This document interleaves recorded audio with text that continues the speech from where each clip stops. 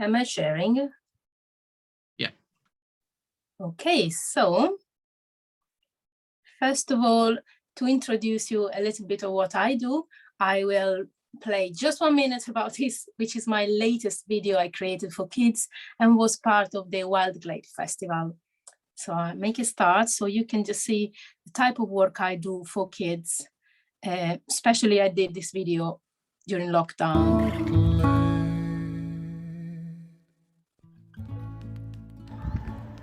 We all feel at home in nature, walking through wonderful landscapes. It's easy to feel relaxed and recharged. But then most of us live in towns where there are not many plants or magical landscapes. But is it really true? Look at this little patch. If we imagine to be a ladybird, we could spend ages strolling around this underwood made of so many different plants. But even as humans, we can have great fun discovering these tiny green treasures. In this video, I will show you how to bring nature home and watch it thrive. We are going to create a native terrarium, which is a miniature woodland sealed in a jar, and it requires very little maintenance and water. Want to know how? Just follow me. Right, so this was, you can watch the whole thing on my website, which I'll share at the end. But this was a part of a video I created for a festival, which went online in February this year. And it was connected, it was many other artists together with me for this event. It was mainly aimed at primary schools around the London district, and it was created by a company that is on the island, on the Isle of Wight, which is called Art Ecology. And they are a group of artists and professionals that work closely with community, councils and universities to bring back nature in towns and wildlife areas. And all of this very connected to the biosphere idea and the ecosystems. And so it's interesting at the top of this slide, if you can see, there was a big biodiversity award, and we won. Our festival won against Heathrow Airport, which I'm really proud of that. You can actually still see the site they created in this Bromley shopping center. It is basically like a rooftop that invites all type of wildlife to establish and in long term. And also all around the shopping center, they created areas with, they make sculptures for animals to, you know, to establish their presence in the woodlands and in also coastal areas.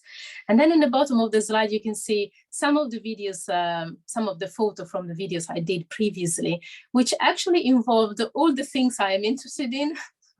I made cooking and storytelling, and some of this video actually received awards and prizes. And yeah, I just created them, as I said, in lockdown to share with children the things that I like doing. But, you know, as part of this, I also, this is part of what I do, but I am also an artist. So I'm going to share with you another little video. This is just 30 seconds, and it shows you me and what I do, where I play, in the place where I am.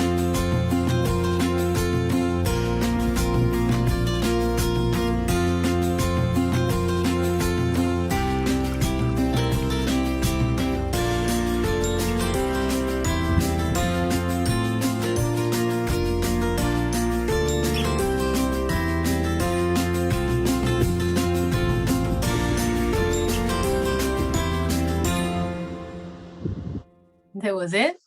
So as you can see, nature is a big part of what I do. And yeah, I like creating illustration and art for children. I've done this for many, many years. This is actually my main job in the UK since I moved here. And yeah, the project you just saw was part of last year location drawing project, where I went in my favorite places on the island and spent hours drawing and transforming what I could see in imaginative stories that turned into a calendar at the end, which is for sale now. And you can see they are actually in my sketchbook. You can see the gutter in these drawings, and alongside you can see the real places. So there is sometimes a little bit of a change, but in general, this is, you know, they come up pretty close to the reality. This is the calendar that I made out of all these drawings, and this is the place where I come from. This is a little town in Italy, and as you can see in the map, is more or less in the north east side of the country, on the sea. Actually, it's not far from the sea, but on one side we can also see a valley with the river and the mountains. It's really beautiful there. And yeah, the reason I put this as well, not only to show you the place where I come from, but also there is a thing that in my life I seem to jump off and on from two trains. One is the train of art and one is the train of education. That's why I show you this little video. And I've been confused myself sometimes, just trying to decide which of the train I wanted to stay in.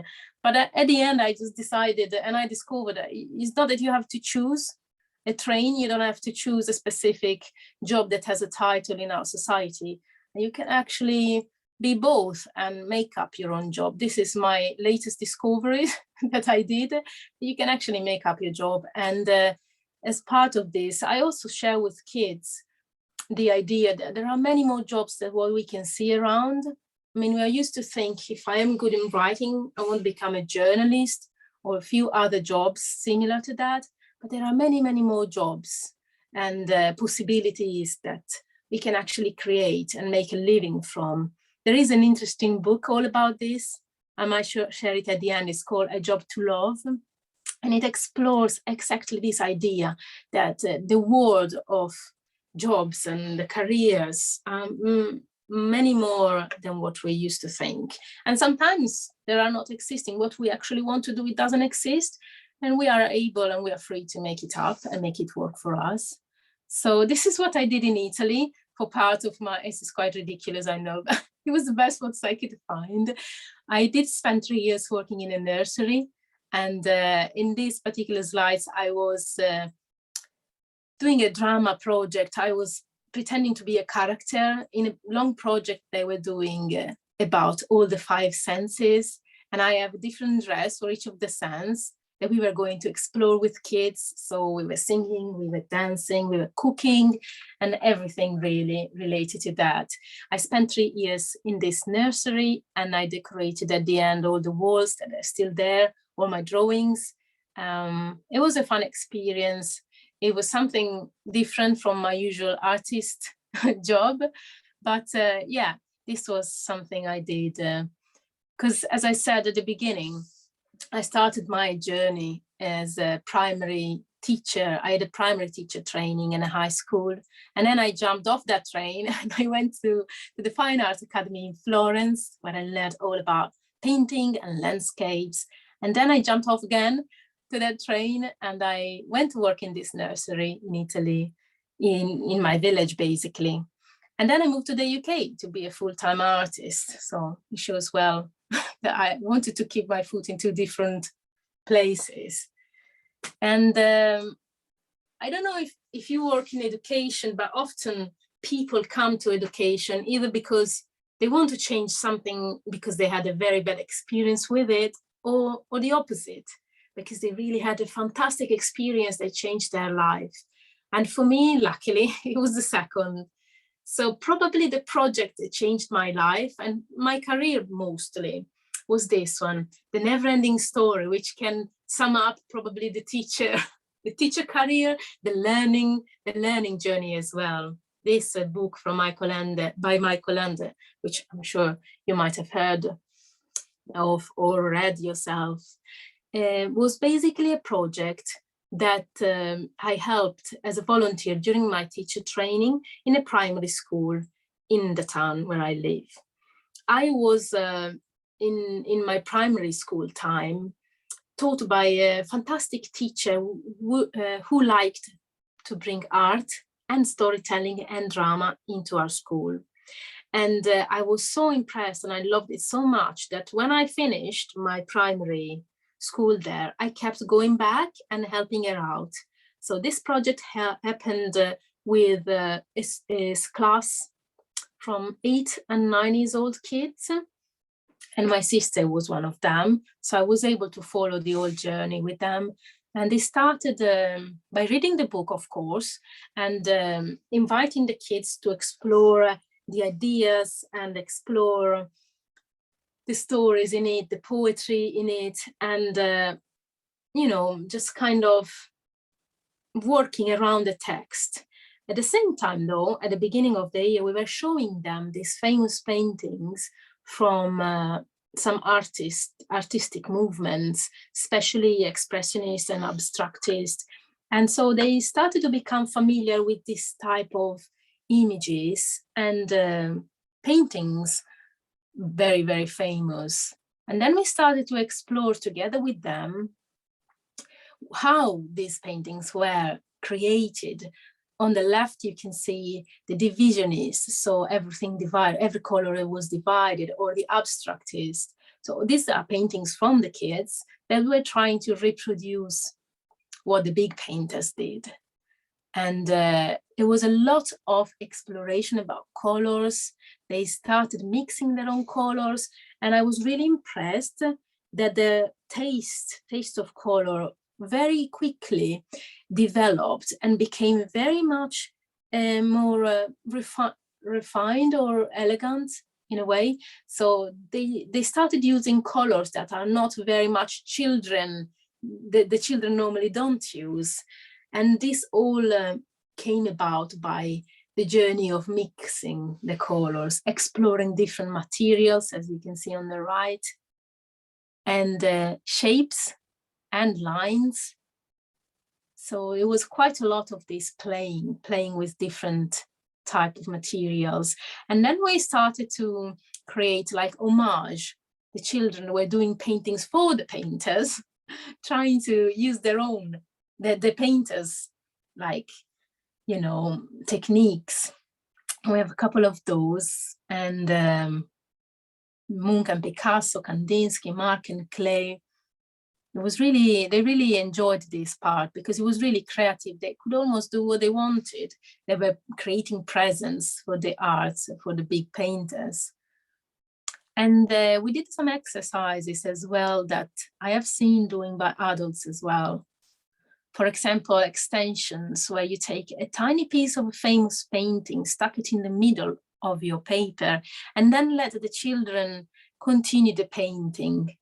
This was also a very interesting explorative exercise. And then we started thinking, what if we can see a painting, but from a different point of view? So these again are children artworks, and you can see, I don't know if you're familiar with color theory, but in this slide, for example, in the bottom left, there is an exploration of a complementary color scheme that is blue and orange, and when they mix, they become brown. And then on the right, you can see examples of an analog color scheme, which is colors that are next to each other in the color wheel. And we were also trying to share with the kids which effect this differentiation of color use can give us in our emotions and in our state. So how an analog palette make you feel, or a complementary palette make you feel, primary colors against muddy colors. There was a lot of this talking and sharing with the kids as well. And then the kids started to, we invited them to use the techniques they learned and the styles they've been inspired from to create their own art, but that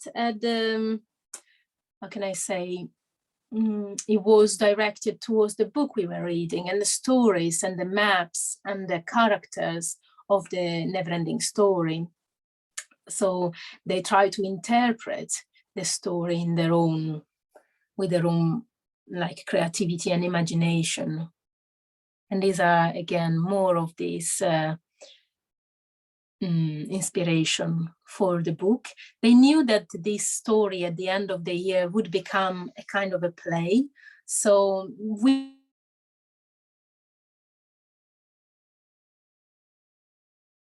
exhibit this painting. So yeah, they also, it was really a big project that lasted all the year round.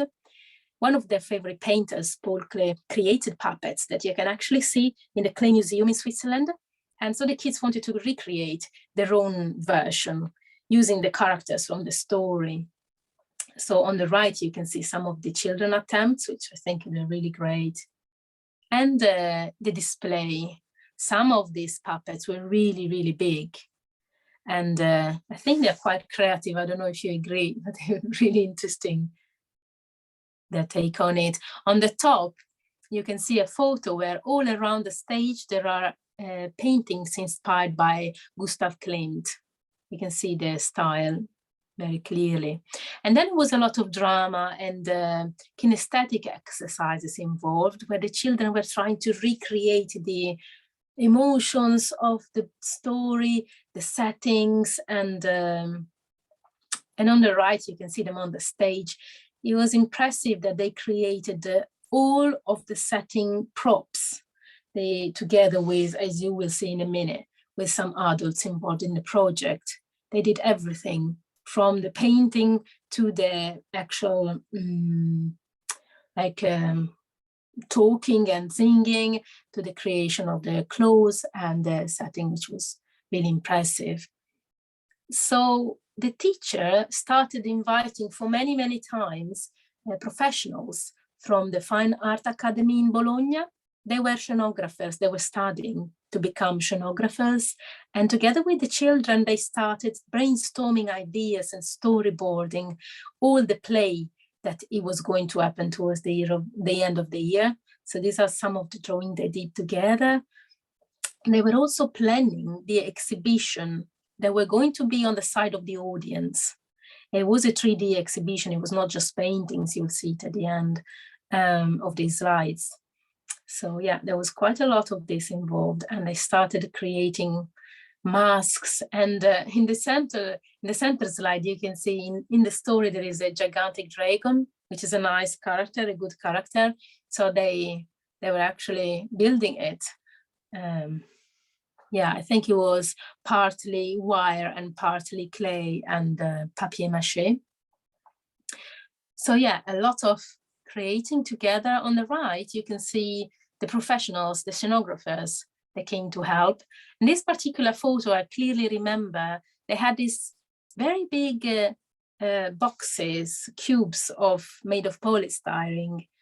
And they were using this, it was a tool that looked for children, it looked like chainsaw. Instead of making noise, it made heat. And so it was able to cut these shapes in rocks and stones and all sorts and faces.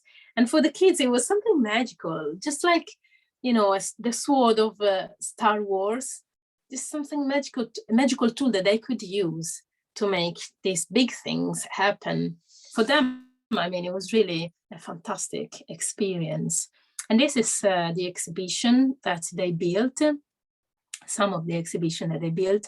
The interesting thing of this book is that there is a crossover between imagination and the reality. So to express this in their play, they decided to play half of it on the stage and half of it between the people. And I really liked this idea that they decided to do. So yeah, the exhibition was a 3D. You can see paintings, you can see sculptures. And this idea of bringing the arts into the school is probably, I think, what has stayed with me my whole life, really. Because I think this is what I do. I didn't realize it at that time, how big of an impact it had on me. But now that I study for the early stitch training, I can actually see a lot of overlapping and theories involved in this. At that time, I was just experiencing them first as a kid, then as a teenager.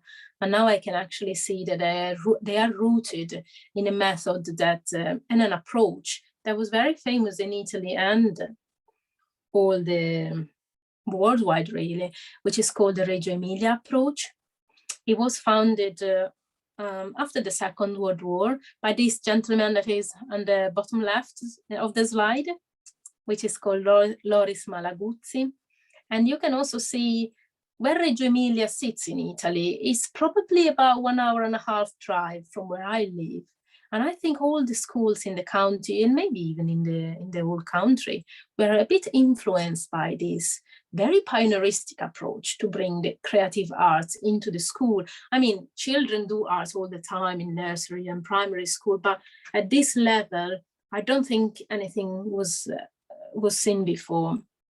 Loris Malaguzzi thought that that the schools needed to be built like aquariums, where the children could see outside and everything from the outer world could see inside. And this idea of bringing the culture inside was one of the main principles of his teaching and of his exploring in schools. And in the slide, you can see at the top all the network that is nowadays created with these Reggio Emilia schools. There are many, many schools that are inspired by this approach all over the world. The spaces tend to be, or at least we were trying to make them as much as possible, full of light, full of colors, that they were natural colors, because the children themselves, they were bringing the flash, the fluorescent, the green, the reds, and the big bright yellows. So we tried to make the space as much neutral as possible for them, so that they could feel more inspired to fill the space with their own self. And a lot of greeneries, as much as possible, we tried to put plants and seeing plants outside. Some of the Reggio Emilia schools are actually built in parks, so they have all trees around, which I think is fantastic if you can make it happen. And another thing that is key for Reggio Emilia schools is that all the learning, it's children-based. It comes from their own interest and curiosity, and there's a lot of discovery involved. There is also a lot of freedom in the way the teacher choose the materials. There's no limit to the materials we can take into a school as long as we can teach and share and show the kids how to use it.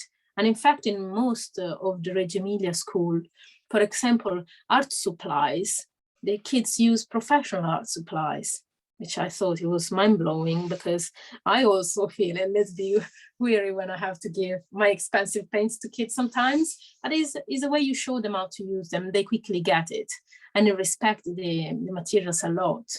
So yeah, there's a lot of things you can explore and experiment with them.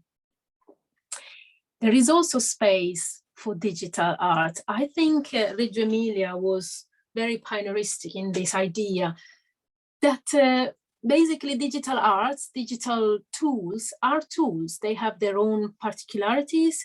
They have somehow their own advantages, but they're not better or worse than traditional and analog tools.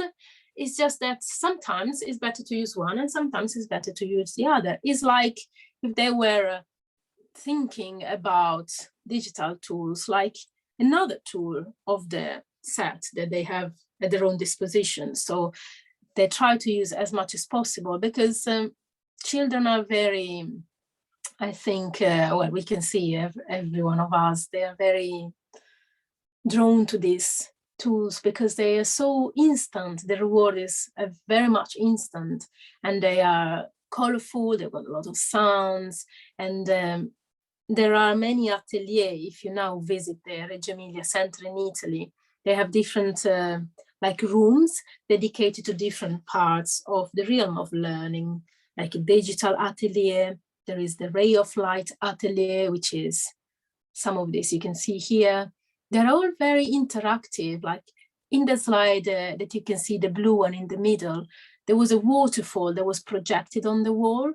That would have been sound attached to it as well. So the kids explore all array of sensory activities in this atelier.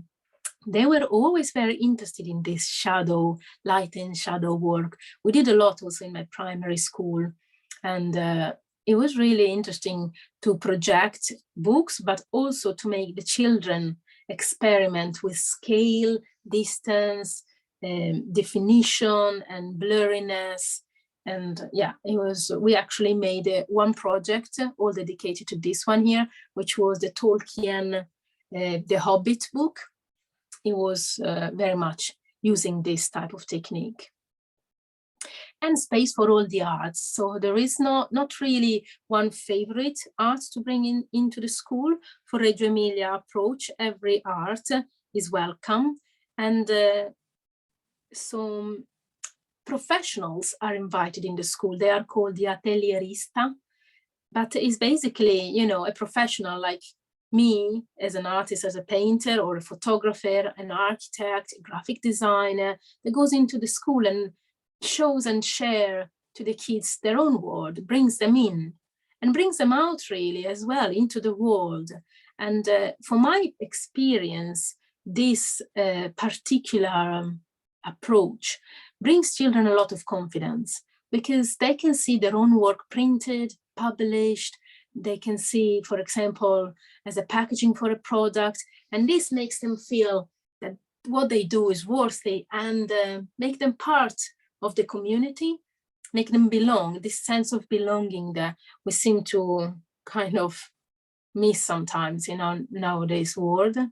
So I think the way to invite professionals into schools is, and to work with kids is really valid, I think. And also to make kids understand that all these jobs that exist, and as I was saying previously, all the many more jobs that exist that they might not know about.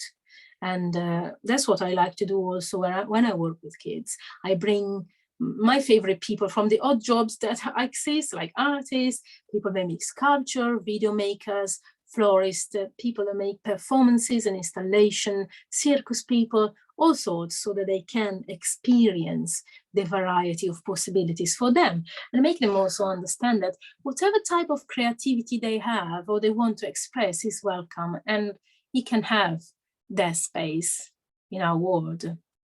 A little bit of inspiration.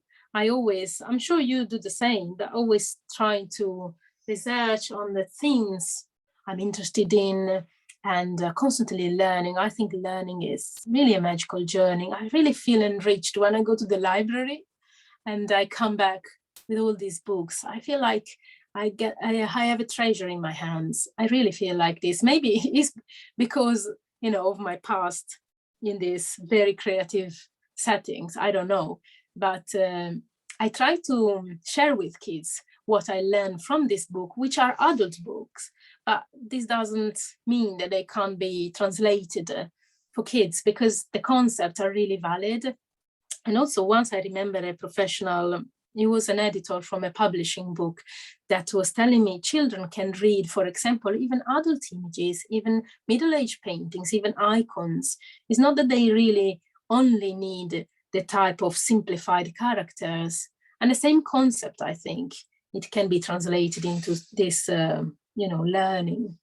So from the bottom left, you can see this is called Brilliant Green. It's also available in the UK as a pioneeristic work about neurobiology for plants by Stefano Mancuso, which is a researcher and a scientist based in Florence. And this book is fantastic because although it's made from a scientist, it talks human language and is explaining how the plants can feel, they have intelligence, they can problem solve, they have 5 senses and even more, they can recognize their relatives. And so it makes the world of plants a much more respected world. And I'm sure after you read this book, you will not call a plant as a vegetable anymore. And I like to share with kids these ideas because it brings about a new way of thinking about plants and how they are important for our ecosystem. And then we have Digital Minimalism by Cal Newport. All his books, I think, are fantastic. They treat the subject of work, how we can make our work more productive and deep. And in this particular case, I share with kids the way that this digital technology can help us, but also the way that we can take advantage of them without them make them being our boss somehow. There is a lot of comparison problems that arises between kids and teenagers caused by this digital social media, but there is also a way that we can use them at our own advantage and to as a creative tool, actually. And so this is what brings a lot of discussions with the kids. Then we have Becoming Better Grown-Ups, which is a book by Brad Montague, really inspired by the American educator Fred Rogers. There was a movie a few years ago. If you haven't watched it, I think it's really worth a watch. And this particular approach focuses on children emotion and make these emotions seen and heard and talked about. This educator, Fred Rogers, really worked a lot in the 80s and 70s. And it was a series of TV programs for kids, which was really enriching, I think. And last but not least, we have a book about creativity. And as you can see in the title, it says, Creative Living Beyond Fear. It doesn't say without, it doesn't say against, it says beyond.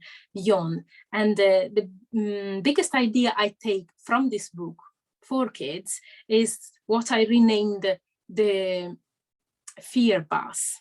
Because the idea that this author, Elizabeth Gilbert, brings about is that when we do something new, and for children is every day they have to do something new, we will feel this kind of uncomfortable feeling that I'm feeling now, this kind of fear.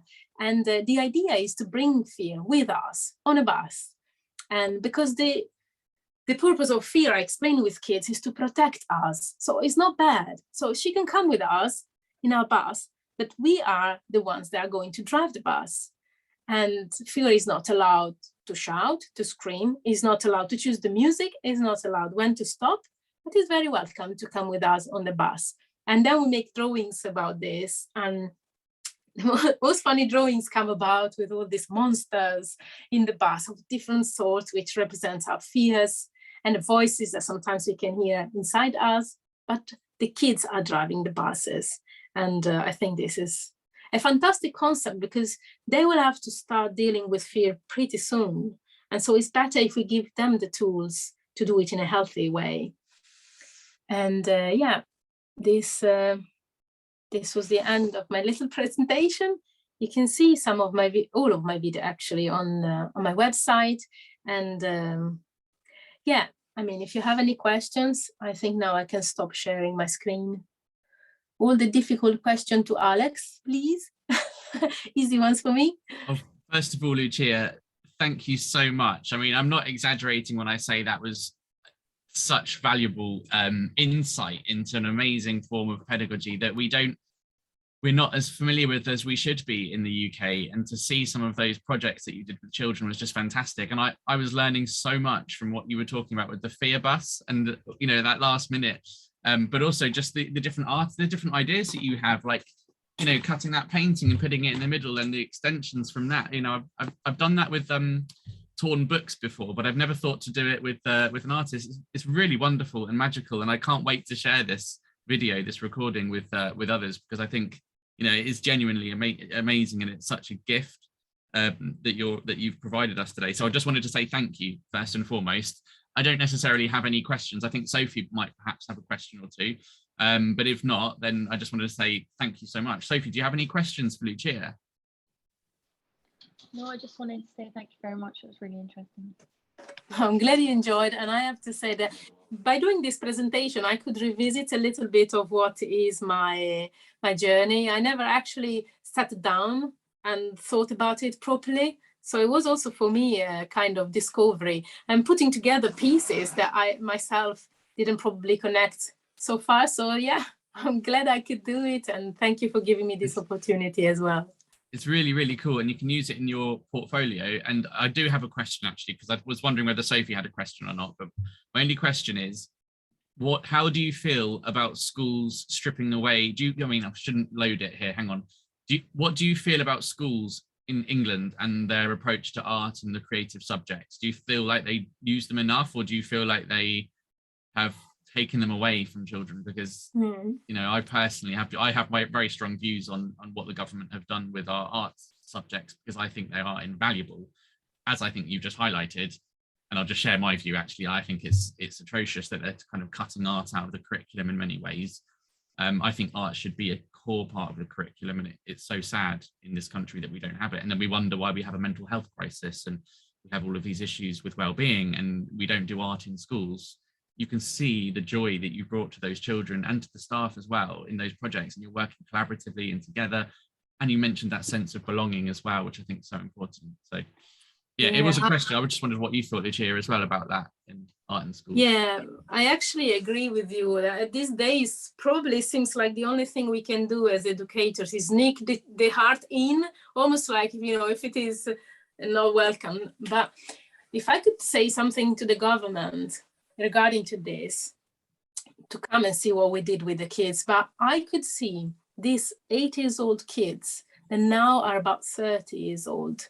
And I can see, even if their job is very wide, some of them are researchers, physiotherapists, some of them are in corporations. So very different wide gamut of jobs they have now.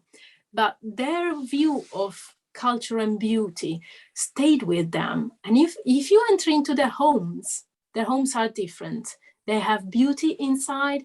Sometimes they collect objects. Sometimes they have a sense of beauty with them. They are interested in cultural dialogue. They follow cinema, depending from the personality. Some of them even actually stayed working in theaters and became actors.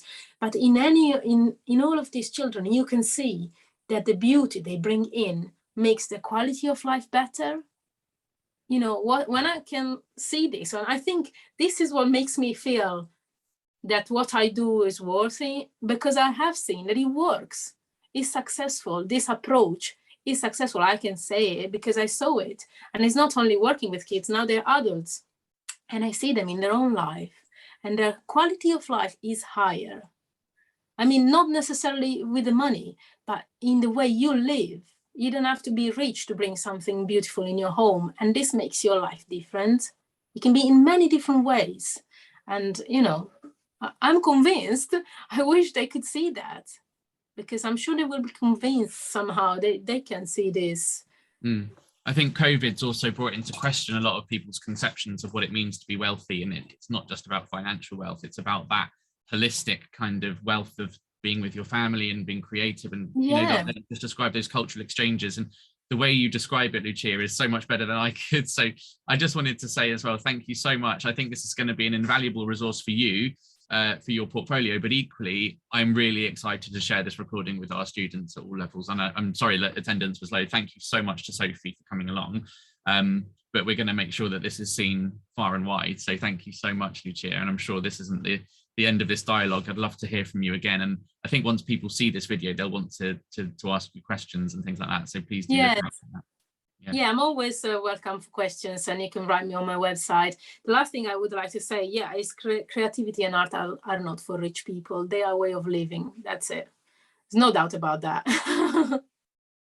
Thank you, Lucia. I think it's important as well to separate out this notion of arts and creativity being associated only with the middle classes. Actually, it's for everyone, and it's about how we engage children from all cultural backgrounds in that way. So I like that separation. It's not just for the kind of the wealthy, people that can access it. Actually, it's for everyone, and that's the fundamentally important thing, I think, for these creative and art-based forms of learning. So thank you so much, and bye. You're welcome. Have a good day, everyone. Bye. Bye. Thank you.